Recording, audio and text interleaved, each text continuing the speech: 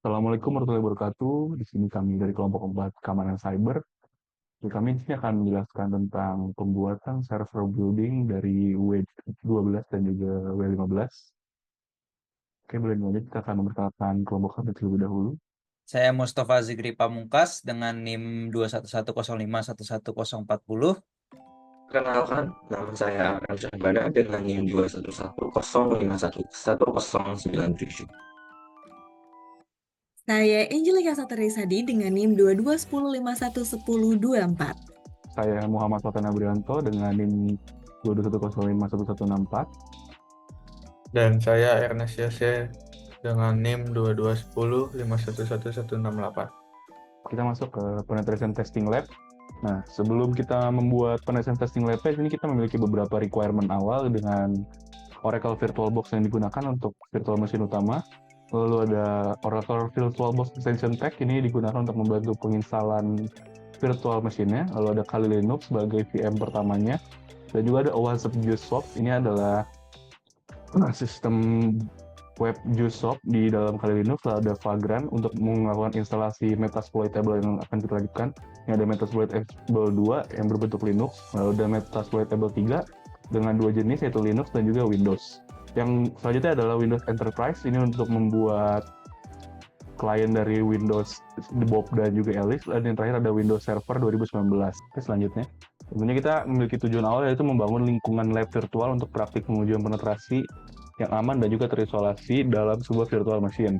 Lalu komponen utamanya itu adalah hypervisor di Oracle VM VirtualBox, jaringan isolasi yang dibagi menjadi 3, Pentestnet, HiddenNet, dan juga Red Team Lab. Platform utama yang kami gunakan ada Kali Linux, dengan target sistem perentanannya adalah OWASP JuiceSwap, Metasploitable 2, Metasploitable 3 dalam bentuk Windows dan juga Linux. Oke, ini adalah network topologi keseluruhannya atau gambaran besarnya. Di topologi yang sebelah kiri itu adalah topologi untuk Kali Linux ya, di mana dia memiliki terhubung ke 3 adapter ke internet, lalu ke Isolated Network Pentestnet, HiddenNet, dan juga Red Team Lab. Lalu Kali Linux ini juga akan langsung terhubung ke Red Team Lab yang tadi disebutkan, yaitu Windows Server 2019 dan juga Windows PC di Alice dan juga Bob nantinya. Selanjutnya. Ini adalah setting up hypervisor dan virtual network awal. Jadi kita mendownload hypervisor dan Oracle VM VirtualBox extension sesuai yang sudah diluncurkan oleh Pak Hengki. Nah, ntar akan dilakukan pertama adalah pembuatan isolated network. Selanjutnya akan dijelaskan oleh teman saya. Oke, jadi langkah pertama dalam membangun lab pengujian penetrasi adalah dengan menciptakan lingkungan jaringan yang terisolasi. Ini penting untuk memastikan bahwa pengujian keamanan dapat dilakukan tanpa memengaruhi jaringan utama atau sistem lain.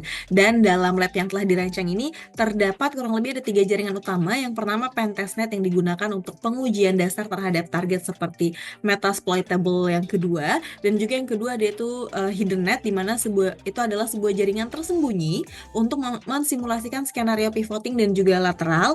Yang ketiga yaitu Real-Time Lab, yaitu lingkungan berbasis domain Active Directory untuk simulasi serangan perusahaan. Nah, setiap jaringan ini dilengkapi dengan layanan DHCP untuk mempermudah pengelolaan alamat IP sehingga memudahkan komunikasi antar perangkat virtual. Dengan segmentasi yang ketat ini, kita dapat menjalankan berbagai skenario pengujian dengan aman dan juga terkendali.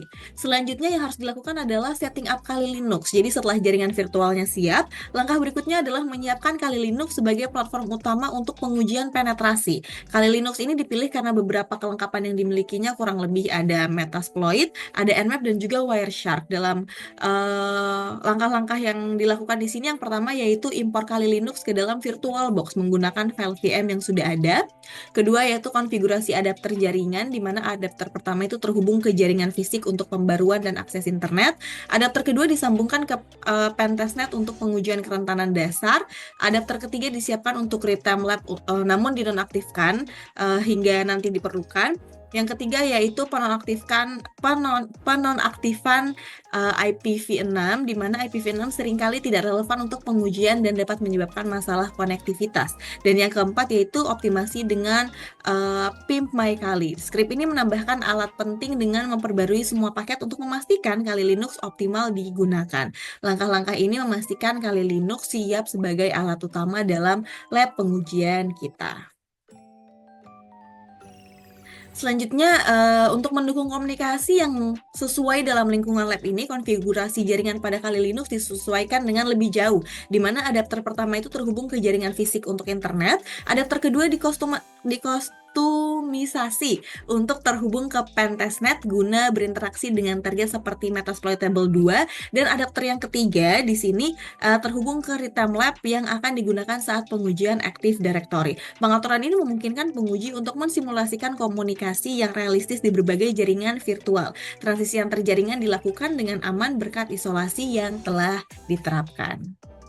Selanjutnya di sini kita disable IPv6 di dalam Kali Linux, di mana dalam pengujian lab terkadang fitur IPv6 dapat mengganggu konektivitas jaringan virtual. Oleh karena itu, IPv6 pada Kali Linux ini dinonaktifkan dengan cara yang pertama kita masuk ke pengaturan koneksi jaringan di Kali Linux, yang kedua nonaktifkan IPv6 pada setiap adapter jaringan, yang ketiga jalankan script khusus untuk memastikan semua adapter menggunakan IPv4 secara eksklusif. Langkah ini memastikan konektivitas yang stabil antara mesin virtual dan juga jaringan virtual yang ada.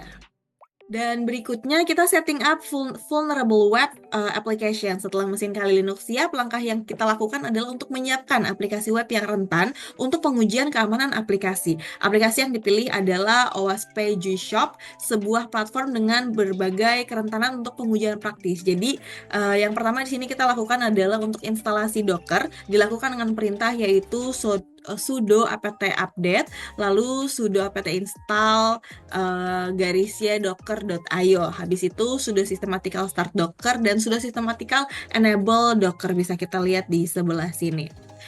Selanjutnya kita menjalankan OWASP G-Shop dengan unduh aplikasi dari Docker Hub dengan sudo docker pull yang telah disediakan di situ. Lalu kita menjalankannya dengan dockeran yang telah tertera di sebelah sini. Dan yang ketiga yaitu kita mengakses dan juga kita menguji aplikasi tersebut, di mana ini dapat kita lakukan dengan masuk kepada link HTTP yang telah tertera di bawah sini.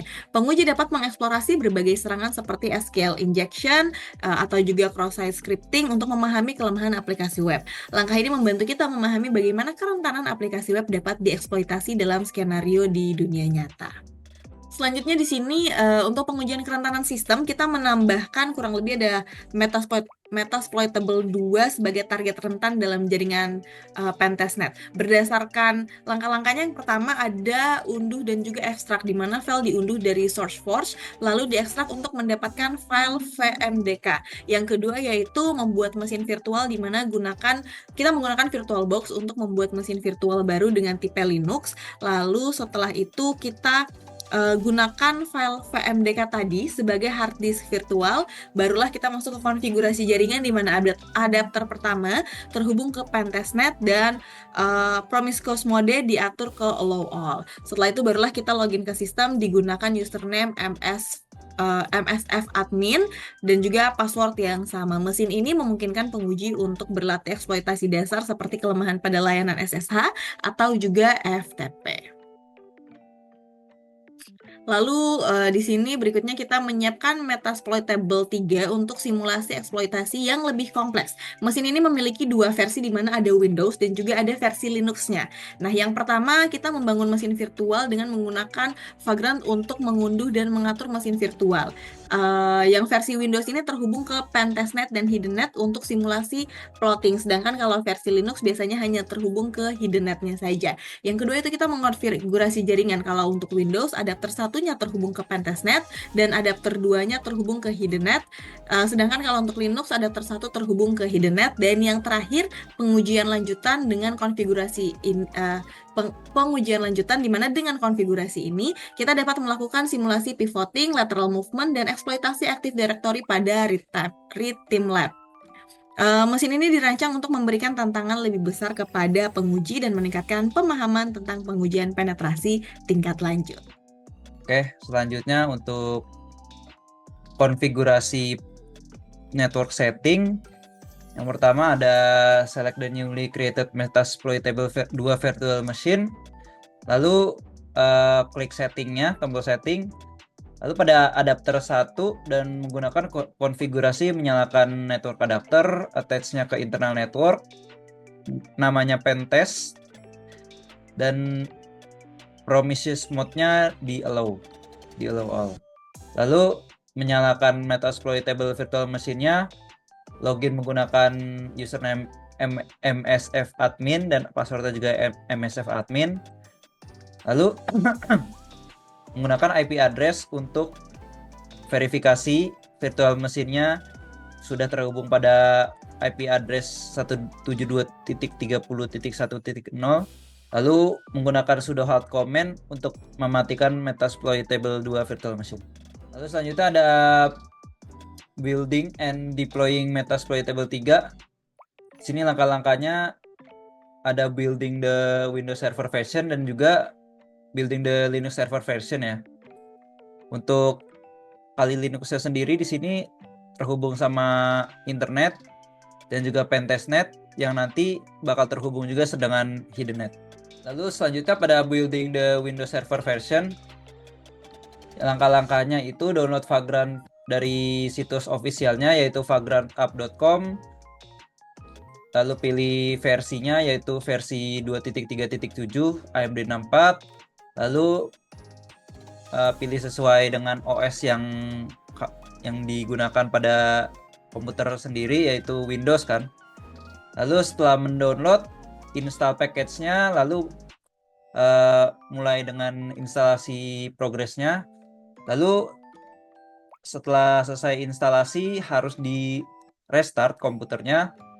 Lalu setelah nyala lagi, buka command prompt dengan following commands seperti berikut. Ada Vagrant plugin install Vagrant reload dan juga Vagrant plugin install Vagrant vbguest. Ini komen di sini bertujuannya untuk mendownload plugin dari Vagrant. Ini memakan waktu yang cukup lama. Lalu setelah instalasi selesai, gunakan komen ini untuk ngeload Metasploitable 3. Lalu pilih yang nomor 1 yaitu VirtualBox. Tunggu sampai instalasinya kelar dan lanjut ke step berikutnya yaitu change the current working directory to .d Vagrant Box. Ganti nama menjadi Rapid Vagrant / inisialisasi build konfigurasi untuk Metasploitable 3 Windows. Di sini ada screenshot-nya juga untuk komen-komennya sendiri. Lalu untuk Vagrant, lalu lanjut ke komen Vagrant App. Untuk memulai, kita akan membukanya dengan klik tombol show, select the administrator account, lalu untuk default passwordnya itu Vagrant. Setelah login, tutup semua tab Windows yang muncul dan juga jangan mengaktifkan operating systemnya. Lalu kita akan select kategori, network kategori, dan ikutin konfigurasinya pada adapter 1. Enable the network adapter, attach-nya ke internal network, namanya pentestnet, lalu mengaktifkan mode promises mode-nya. Lalu untuk adapter 2 di-enable juga, attach-nya ke internal network, namanya hiddennet, dan juga untuk promises mode-nya allow all. Harus make sure kalau Kali Linux punya end-to-end connectivity dengan Metasploitable 3 dengan cara kita buka command prompt di Kali Linux-nya. Di sini untuk ipconfig seperti ini. Jika networknya tidak berfungsi, bakal ada request timeout hasilnya di yang paling kanan. Langkah selanjutnya, use the following commands to load Linux version of Metasploitable di device-nya, di host device, menggunakan Vagrant. Tunggu sampai downloadnya selesai, lalu delete Vagrant filenya, ganti nama menjadi Rapid 7 Vagrant / Metasploitable 3, inisialisasi build konfigurasi untuk Metasploitable yang Linux di virtual machine-nya. Lalu open directory dari Vagrant, right click box-nya, lalu select open with VirtualBox Manager, import virtual appliance akan muncul, klik finish button, dan juga setelah itu open setting, select adapter 1 dan gunakan konfigurasi untuk enable network adapter, attach-nya ke internal network, name-nya hidden net, dan juga allow all untuk promises mode-nya. Tutup settingnya dan klik start. Login menggunakan username Vagrant dan juga password Vagrant. Setelah login, gunakan IP address untuk verify virtual machine-nya yang akan menerima IP address dari IP 10.1.11.12.0/24 network. Lalu gunakan komen sudo halt untuk mematikan power virtual machine-nya setelah selesai. Yang bisa dilihat juga di gambar di kanan. Lalu kita akan lanjut pertemuan ke-15 ya, yaitu setting up for advanced penetration testing techniques yang akan dilanjutkan oleh rekan saya. Oke, pada tahap ini yang diperlukan untuk melaksanakan setting up for advanced penetration testing technique, yang pertama kita memerlukan Oracle VirtualBox terlebih dahulu untuk menginstal sebagai VM utamanya. Lalu kita juga perlu Windows 10 Enterprise serta Windows Server 2019, lalu juga ada Ubuntu Server, lalu ada wireless router yang support WPA2 dan wireless router yang support WPA3. Boleh lanjut. Pada lab ini pentingnya pengujian penetrasi, yang dimana pengujian penetrasi ini berfungsi untuk mendeteksi dan mengurangi risiko keamanan dengan simulasi serangan dunia nyata, serta mengembangkan keahlian teknis dalam eksploitasi dan post-eksploitasi sistem. Di mana tujuan lab tersendiri itu menyediakan lingkungan terkontrol untuk mempelajari tingkat lanjut, serta berfokus pada eksploitasi Active Directory, yang dimana jaringan domain dan keamanan encryptable. Boleh lanjut. Oke, langkah pertama yang kita harus lakukan untuk melakukan lab ini, yang pertama kita harus menyiapkan Windows Server terlebih dahulu. Terdapat diagram di gambar ini yang dimana tahap awalnya kita harus mendownload Windows Server, serta itu kita menginstal Windows Server tersebut ke dalam VM, lalu kita mengcustom network adapternya pada Windows Server tersebut di dalam VM, serta kita membuat konfigurasi environment di dalam virtual machine seperti spesifikasi berikut. Sebagai contoh, seperti dengan nama Windows Server 2019 dengan tipe Microsoft Windows dengan versi Windows 2019 64 bit dengan hard disk yang telah disesuaikan dan customable, serta penginstalannya. Lalu kita masuk ke dalam pengaturan VM-nya, seperti mengatur network pada adapter 1, lalu mengubah nama adapternya menjadi Red Team Lab, serta Prometheus mode-nya diubah menjadi Allow All. Lalu setelah penginstalan semua sudah selesai, kita mesinnya dengan password untuk administrasi, membuat password untuk akun administrasi dengan password seperti berikut: PET_ASSWORD1. Setelah itu kita login ke Windows servernya ke dalam virtual machine-nya dengan username administrator dengan password yang telah kita buat tadi. Boleh dilanjut. Setelah itu kita mengkonfigurasi virtual machine dengan beberapa fitur. Yang dimana yang pertama kita harus membuka Windows Explorer seperti menginstal VirtualBox tadi kurang lebihnya. Lalu kita harus menetapkan IP address statis, yang dimana dengan cara kita klik start pada Windows PowerShell, lalu gunakan komen berikut yang terdapat di dalam PowerPoint ini, yaitu yang net interface IP 4 set address name, yaitu lalu kita harus pastikan IP tersebut sudah terkonfigurasi. Lalu kita harus memverifikasinya. Setelah itu kita harus memverifikasinya dengan komen ipconfig serta net interface IP 4 show config. Lalu setelah itu kita mengubah nama host menjadi DC1 lalu kita restart. Setelah restart, kita masuk ke dalam kredensial administrator. Setelah itu, kita menyesuaikan resolusi tampilan desktop server seperti ada di foto tersebut, ada authorized guest display. Lalu, di tahap ini, kita harus menginstal Active Directory Domain Service sebagai alat manajemennya. Ya. Lalu yang pertama kita membuka Windows PowerShell di dalam mesin virtual kita. Lalu kita jalankan source code berikut untuk menginstal layanan Active Directory Domain Service serta alat manajemennya sebagai berikut untuk komennya. Lalu setelah itu kita install.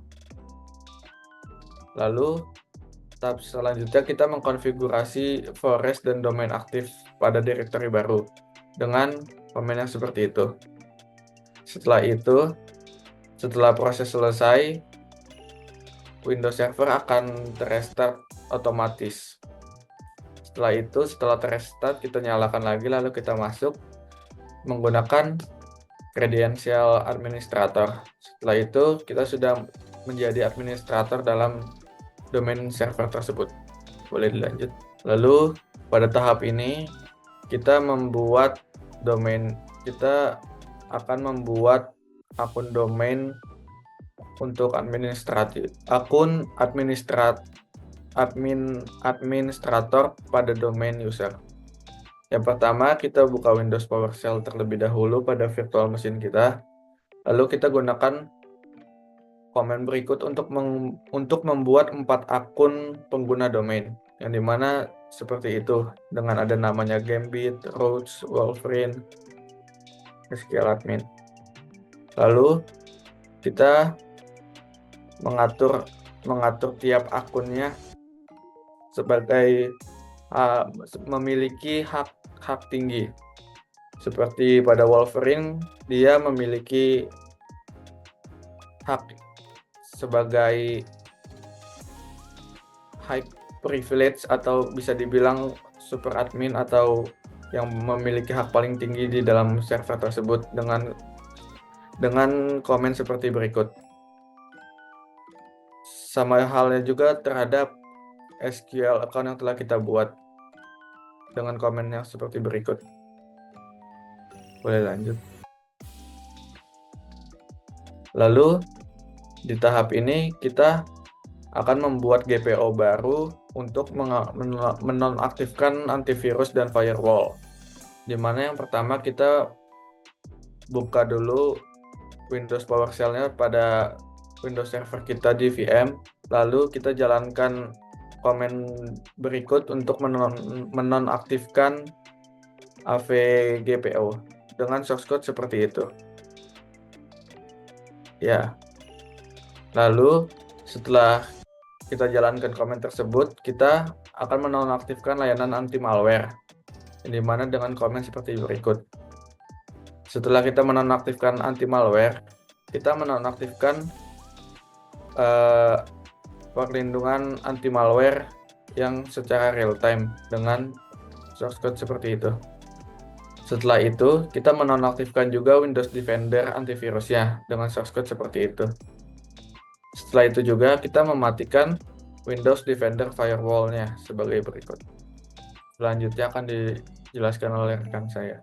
Oke, selanjutnya kita akan men-setting service authentication attacks melalui Windows Server-nya, Windows Server di Windows Server 2019-nya.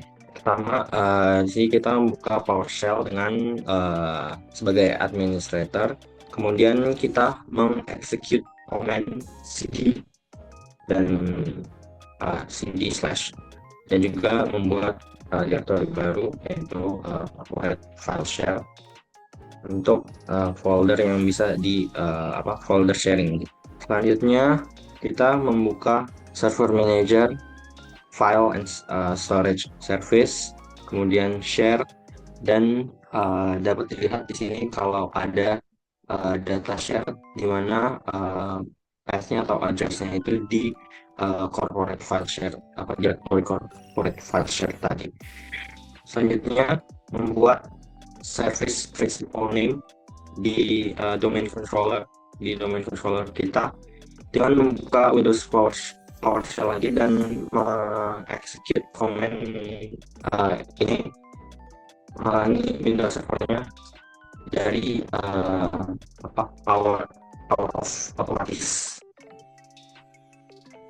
dan kita berreboot secara manual.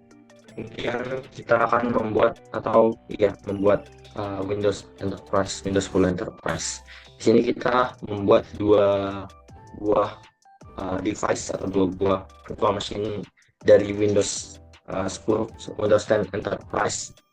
Nah, di sini pertama-tama kita mendownload dulu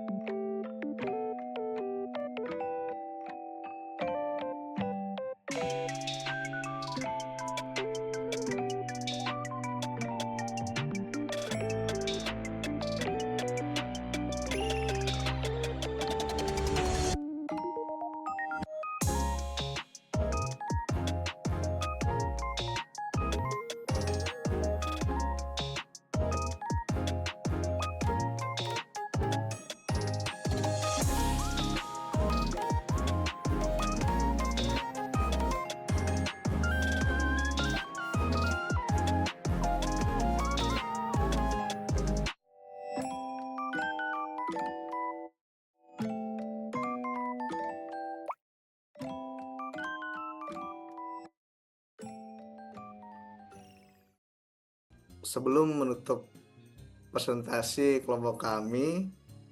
Jadi kelompok kami mempunyai sebuah pantun dengan pantun apa ya kategorinya, bebas lah. Jadi pantunnya seperti ini. Si Sabil selalu disalahkan. Cakep. Webnya error semua. Jika ada salah, mohon dimaafkan. Karena kita kan masih pemula. Oke. Sekian dari kelompok kami. Kurang lebihnya kami mohon maaf. Wassalamualaikum warahmatullahi wabarakatuh. Waalaikumsalam warahmatullahi wabarakatuh.